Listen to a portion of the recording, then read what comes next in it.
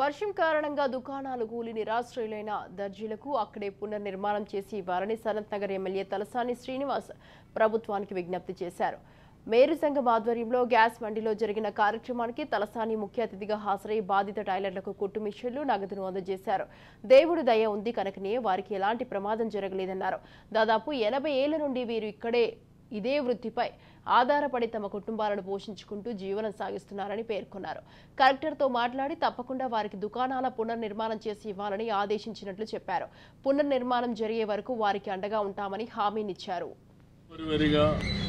ఏదన్నా హెల్ప్ ఇప్పుడు కుల పెద్దలు చేసినట్టు కొంత సాయం చేయవచ్చు, కానీ వాళ్ళకు నీడ అనేది చాలా ప్రధానమైనటువంటి.